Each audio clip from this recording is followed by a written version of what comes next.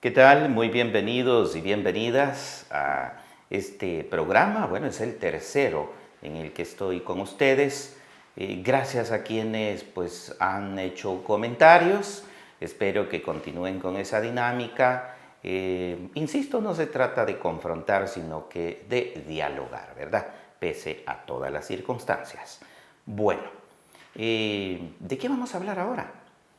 Estamos a las puertas de una conmemoración universal que será el próximo domingo 1 de mayo. Ese día se conmemora el Día de la Persona Trabajadora, comúnmente conocido como el Día del Trabajo o el Día Internacional del Trabajo. De eso vamos a hablar ahora.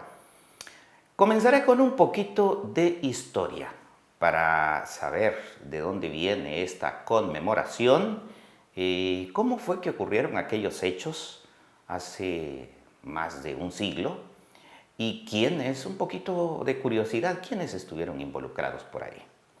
Bueno, recordamos entonces que esta conmemoración del Día Internacional de la Persona Trabajadora se originó en las protestas que realizaron cientos de miles de trabajadores de las fábricas estadounidenses en Chicago en el año 1886.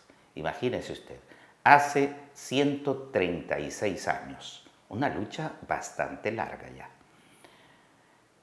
Y de los hechos allí ocurridos es que resultó esa famosa frase que hoy conocemos de los héroes de Chicago, cuyos datos vamos a recordar en adelante. En aquella época, las personas solían hacer jornadas larguísimas de trabajo en las fábricas, donde permanecían durante 12 horas y a veces hasta 18 horas y más. El límite legal, por supuesto, en aquel tiempo eran 18 horas de trabajo. El empresario que osaba pasarse de las 18 horas de trabajo o exigirle a sus empleados que permanecieran más allá de las 18 horas de trabajo que legalmente estaba considerado, pues era sujeto de una sanción que no pasaba de los $25. Una multa, digamos, algo parecida a las multas de hoy, ¿verdad? Que es preferible pagarla a respetar muchas veces los derechos de los trabajadores. Ante esas condiciones de exigencia laboral, los trabajadores decidieron luchar porque esa jornada se redujera a 8 horas. Había una discusión internacional por lograr estos cambios, ¿verdad? Que eran cambios grandes que se estaban fraguando en las discusiones del pensamiento político de esa época. Y entonces empezaron a imaginarse en cómo distribuir el tiempo de las 24 horas del día, pues habría que distribuirlo de la siguiente manera. Bueno, 8 horas de trabajo, 8 horas de ocio y las 8 horas restantes, pues para descansar, ¿verdad? Una matemática, digamos, buena, bonita, ¿verdad? Esa es la idea que se mantiene hasta nuestros días. Ahora, que se cumpla, pues es otra cosa, ¿verdad? Pero para lograrlo tuvieron que pasar varios días de lucha, terminando en un acto de confrontación violenta durante la primera semana del mes de mayo de 1886. La historia relata que el 1 de mayo unos 200.000 trabajadores se fueron a la huelga y de manera paralela otros grupos de trabajadores continuaron las concentraciones, huelgas y mitines durante los días 2 y 3 de mayo. Durante esos días hubo violentos enfrentamientos entre las masas de trabajadores y la policía, que a veces los vigilaba y otras veces actuaba en contra de ellos, ¿verdad? Y así se mantuvo la situación de tensión, de confrontación frente a las fábricas, frente a los lugares de concentración de los trabajadores durante los días 1, 2 y 3 de mayo. Durante esos días, insisto, hubo estas confrontaciones, ¿verdad? Hasta que llegó el día 4 de mayo. los líderes de aquel movimiento, considerados dentro de este movimiento de anarquistas, pues convocaron a una concentración masiva en una plaza denominada High Market, donde alguien hizo estallar un artefacto que mató a un policía. Y por supuesto dejó varios heridos, ¿verdad? Y por ese hecho fueron capturadas más de 30 personas, de las cuales entre 5 y 7 pues fueron acusadas directamente, pasaron por los tribunales y finalmente fueron condenadas a morir en la horca 5 personas. A ellos se les conoce como los héroes de Chicago. Estas personas que murieron en la horca, ¿verdad? Entre los cuales había 3 periodistas. Y ellos eran George Engel, Adolf Fischer, Michael Shaw y un director, propietario y empresario de un medio de comunicación, August Spies, todos de origen alemán, que habían llegado, por supuesto, huyendo de la pobreza del viejo continente a buscar nuevos horizontes a este país que en ese tiempo estaba en ciernes del desarrollo económico, ¿verdad? Estados Unidos. Bueno, recordemos a Shaw. Las últimas palabras de este periodista, de Michael Shaw, antes de ser ahorcado, fueron: oiga usted, si nosotros calláramos, hablarían hasta las piedras.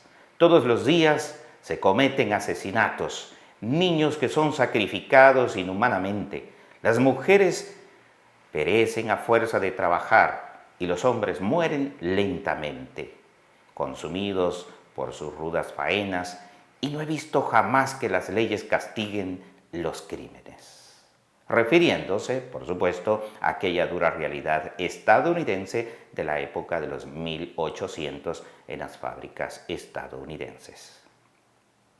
¿Cuál fue el legado que le dejaron a la humanidad estas personas? Es decir, los héroes de Chicago. Fue esto, vea usted. Es parte de lo que hoy gozamos. La reducción de la jornada laboral a 8 horas. El derecho a la seguridad social para los trabajadores. La igualdad de salarios.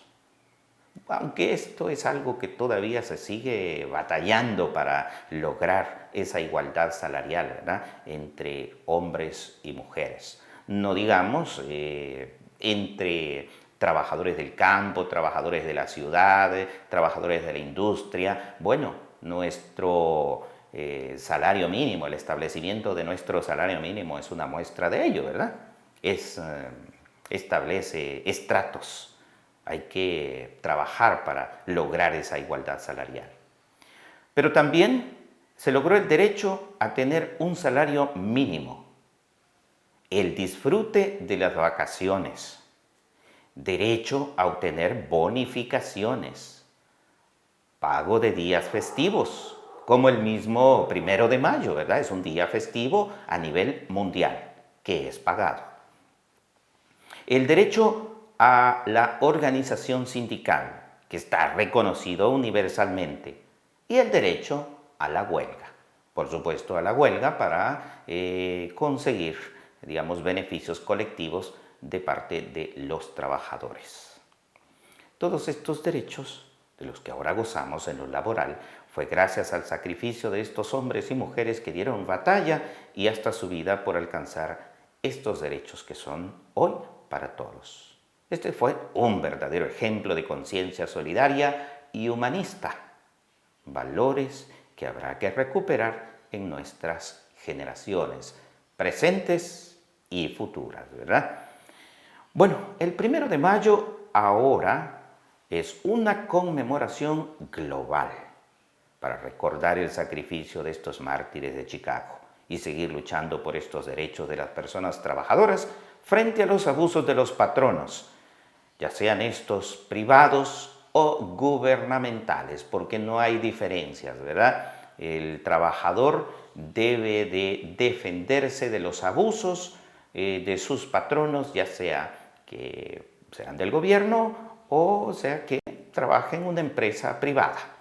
El punto central es cómo hacer que estos beneficios que se lograron en 1886 pues, sean respetados. Muy bien, así un poco de historia para tener presente cuál es el origen de esta conmemoración global. Veamos ahora lo más reciente. ¿Y en nuestro país? ¿Qué pasa? Bueno, en nuestro país tradicionalmente los sindicatos han inundado las calles de la capital en esta fecha, el 1 de mayo. Sindicatos y asociaciones de trabajadores siempre han salido con sus pancartas levantadas y también sus gargantas afinadas a gritar sus demandas laborales y también sociales. Recordemos que América Latina ha sido permanentemente, ha estado en un estado de ebullición social, ¿verdad? Entonces los sindicatos también se han hecho eco de estas demandas sociales, que también trascienden a lo laboral.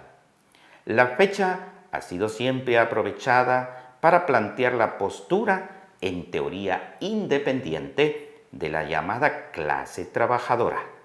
Hoy casi ya no se usa esa palabra, ¿verdad? La clase trabajadora.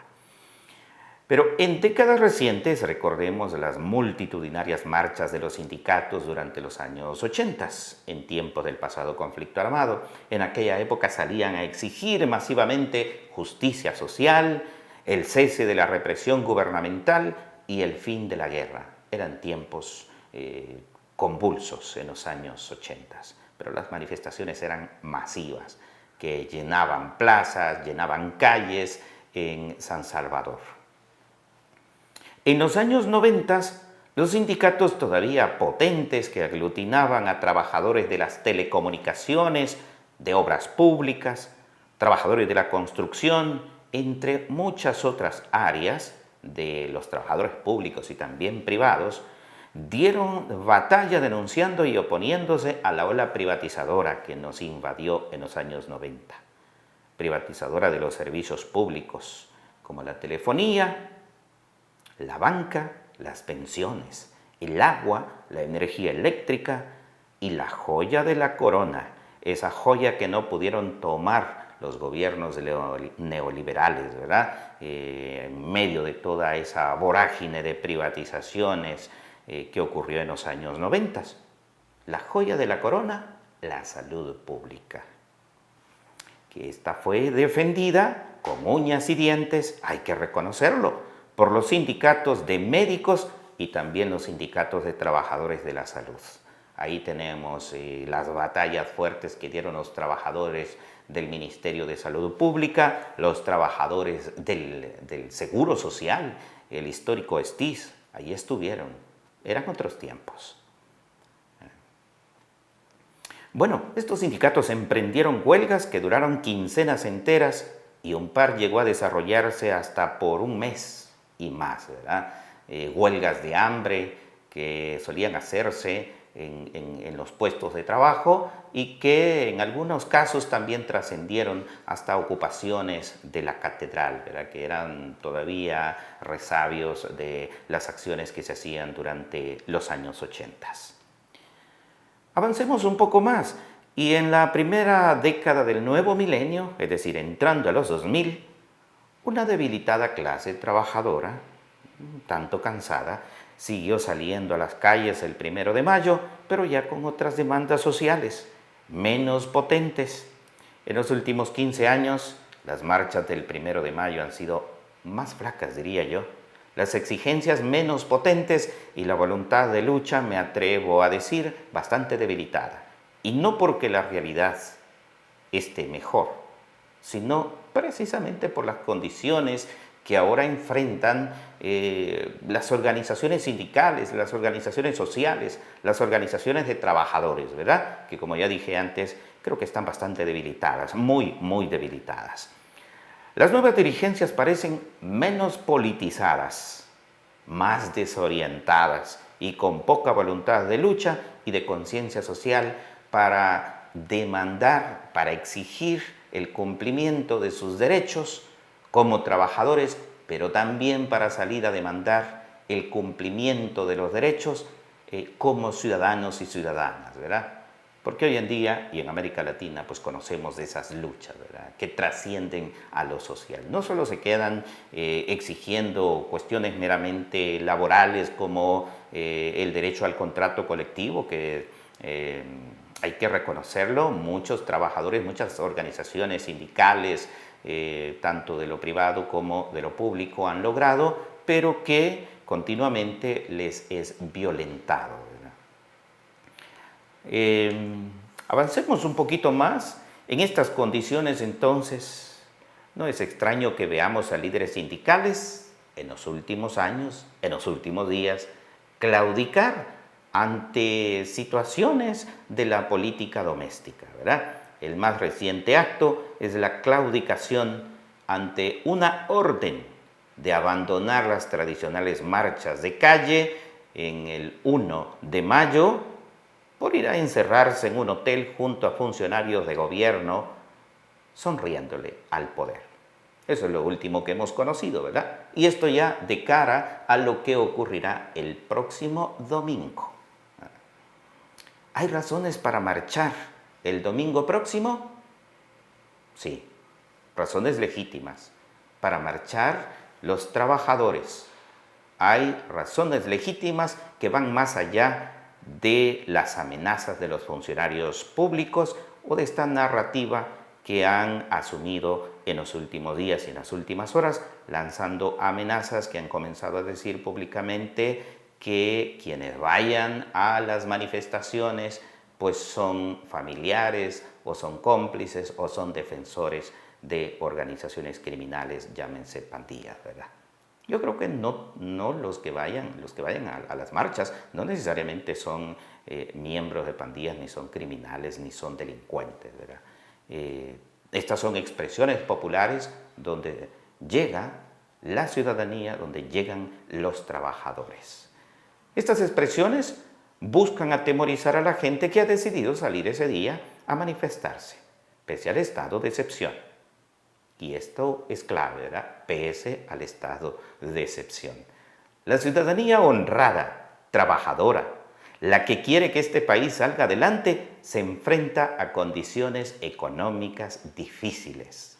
Y dígame usted si no. Debido a los siguientes puntos. Un alto costo de la vida, debido a un proceso inflacionario que nos ha estado colapsando nuestros nervios en los últimos días. Una inflación que recién los economistas dijeron que andaba rondando el 9%. Datos de los economistas.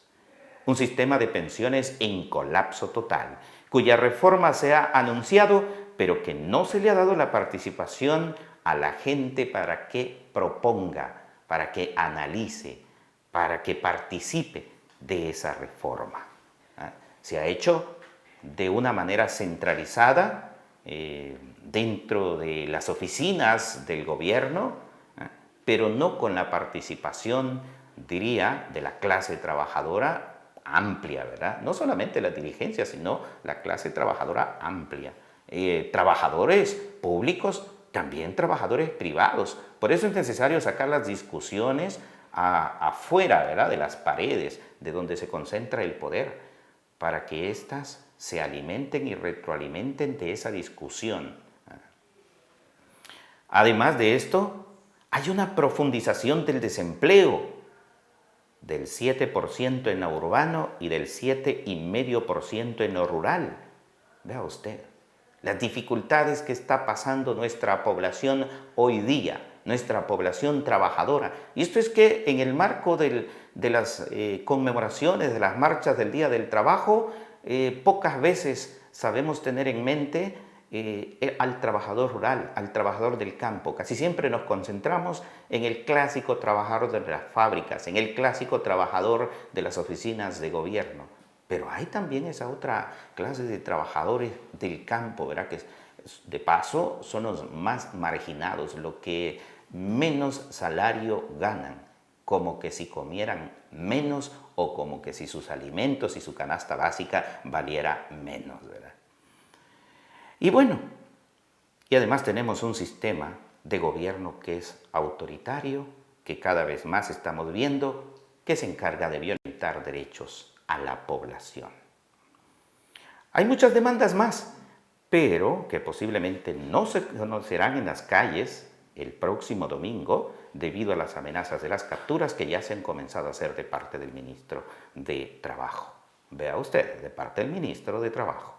Se esperaba que las manifestaciones del domingo fueran masivas, pero todavía esto es una incógnita. No sabemos qué va a pasar, ¿verdad? Tampoco quiero que entremos en el colapso del miedo, ¿verdad? Digo, es una incógnita en el sentido que no sabemos si van a haber controles vehiculares férreos en los ingresos a la capital, tal como se han implementado estas medidas en otras ocasiones, o si va a haber total fluidez, ¿verdad?